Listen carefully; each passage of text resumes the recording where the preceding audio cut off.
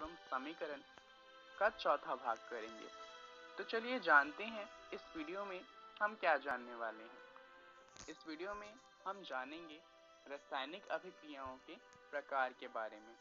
जैसा कि last video में आपने जाना था, रासायनिक अभिक्रिया के 5 प्रकार होते हैं। पहला प्रकार होता है संयोजन, दूसरा होता है वियोजन यानी कि अपघटन, तीसरा होता है विस्थापन, चौथा विस्थापन और पांचवा होता है अपचयन एवं उपचयन। चलिए शुरुआत करते हैं संयोजन अभिक्रिया को जानते हुए। जब दो या दो से अधिक पदार्थ, तत्व या यौगिक संयोग करके एकल उत्पाद का निर्माण करते हैं, ऐसी अभिक्रियाओं को संयोजन अभिक्रिया कहते हैं। जैसे कि उदाहरण आप देख सकते हैं कि दो या दो से अधिक अभिकारक जब मिलते हैं और उससे सिर्फ एक उत्पाद बनता है, तो ऐसी अभिक्रियाओं को कहा जाता है संयोजन अभिक्रिया। चलिए कुछ उदाहरण देख लेते हैं संयोजन अभिक्रिया के।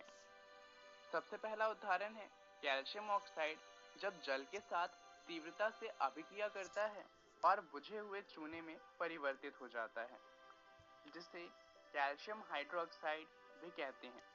यहाँ आप देख सकते हैं कि यहाँ पे अभिकारक दो हैं, पहला है कैल्शियम ऑक्साइड और दूसरा है जल। दोनों से मिलके सिर्फ एक उत्पाद बना है जो है कैल्शियम हाइड्रोक्साइड। चलिए कुछ और उदाहरण देख लेते हैं। पहला है जब कार्बन ऑक्सीजन के साथ अभिक्रिया करता है तो उससे हमें कार्बन डाइऑक्साइड गैस मिलती है। एक और उदाहरण देख लेते हैं, जब हाइड्रोजन और ऑक्सीजन आपस में अभिक्रिया करते हैं तो इनसे हमें जल मिलता है। अब इन दोनों अभिक्रिया की बात करें तो दोनों ही अभिक्रिया में ऊष्मा मिलती है और ये ऊष्मा बहुत ज्यादा होती है। सिर्फ इन दोनों में ही नहीं, लगभग जितनी भी संयोजन अभिक्रिया होती है उन सभी में ऊष्मा मिलती है। जिन अभिक्रियाओं में उत्पाद के निर्माण के साथ साथ ऊष्मा भी मिलती है उन्हें कहा जाता है ऊष्माक्षेपी रासायनिक अभिक्रियाएं। चलिए ऊष्माक्षेपी रासायनिक अभिक्रियाओं के कुछ उदाहरण देख लेते हैं। इसका पहला उदाहरण है प्राकृतिक गैस का दहन। जैसा कि आप देख सकते हैं ये एक दहन का उदाहरण है, तो जाहिर सी बात है कि ऊष्मा तो इसमें मिलेगी ही।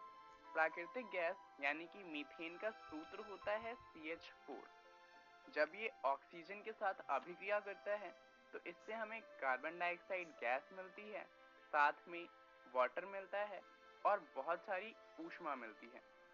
इसके अलावा अगर हम श्वसन की बात करें, जिसे इंग्लिश में रेस्पिरेशन कहते हैं, तो ये भी ऊष्मक्षेपी अभिक्रिया का उदाहरण है। जैसा कि आप देख सकते हैं, ग्लूकोज जब ऑक्सीजन के साथ अभिक्रिया करता है तो इससे हमें कार्बन डाइऑक्साइड गैस, जल और ATP मिलता है, ऊष्मा मिलती है। चलिए अब बात करते हैं ऊष्मशोषी अभिक्रियाओं के बारे में। ये ऊष्मक्षेपी अभिक्रियाओं का बिल्कुल विपरीत होती हैं। ऊष्मशोषी अभिक्रियाएं ऐसी अभिक्रियाएं होती हैं जिनमें ऊर्जा की जरूरत होती है अभिक्रिया के होने के लिए। ये ऊष्मीय ऊर्जा का शोषण करती हैं। चलिए अब बात करते हैं वियोजन की, जिसे हम अपघटन अभिक्रिया भी कहते हैं। ये विपरीत होता है संयोजन अभिक्रिया के।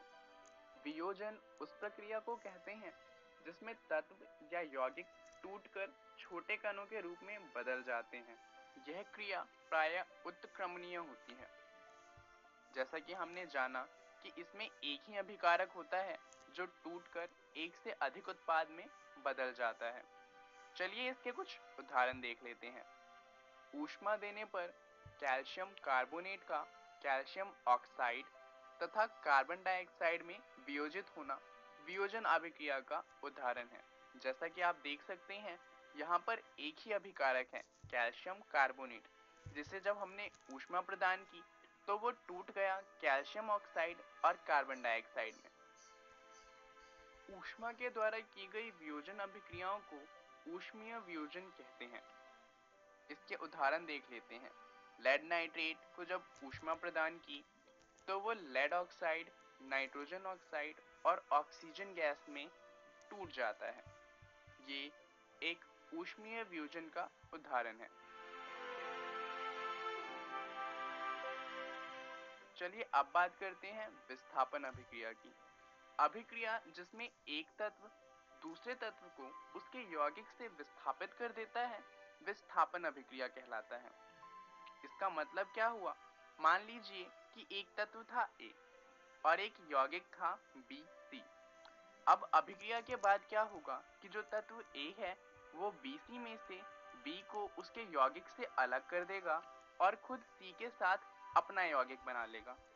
अब यहाँ पर A B को उसके यौगिक से अलग कर सकता है या नहीं कर सकता, ये इस बात पे निर्भर करता है कि A की अभिक्रियाशीलता कितनी है।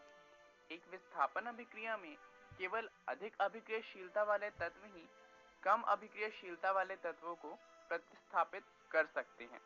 आपको 9वीं कक्षा का रिएक्टिविटी सीरीज तो याद ही होगा।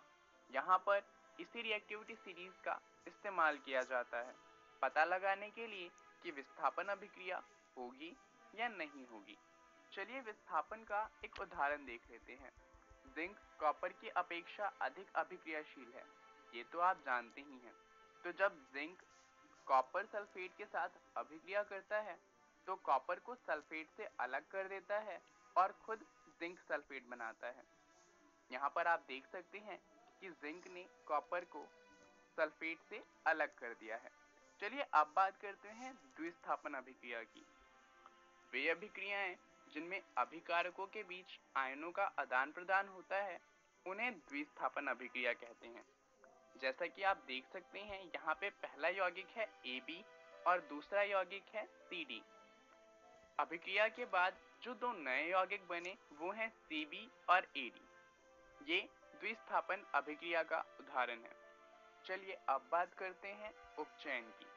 अभिक्रिया के समय जब पदार्थ में ऑक्सीजन की वृद्धि होती है तो कहा जाता है कि उसका उपचयन हुआ है। इलेक्ट्रॉन की हानि भी उपचयन कहलाती है। चलिए उपचयन का एक उदाहरण देख लेते हैं। कॉपर चूर्ण की सतह पर कॉपर ऑक्साइड की काली परत का चढ़ जाना उपचयन का एक उदाहरण है। यहाँ पर कॉपर ऑक्साइड कॉपर में ऑक्सीजन के योग से बना है। जैसा कि आप देख सकते हैं कॉपर जब ऑक्सीजन के साथ अभिक्रिया करता है तो कॉपर ऑक्साइड में परिवर्तित हो जाता है। चलिए अब अपचयन की बात करते हैं।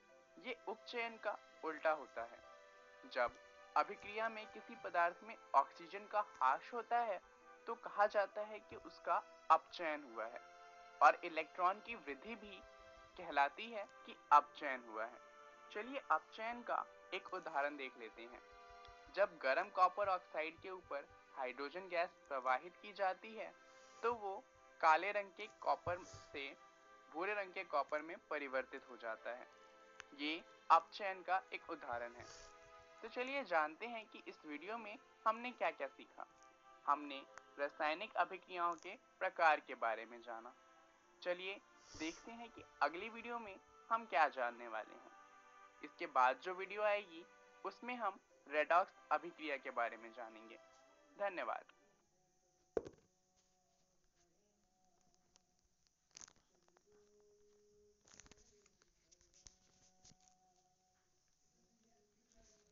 नमस्कार दोस्तों,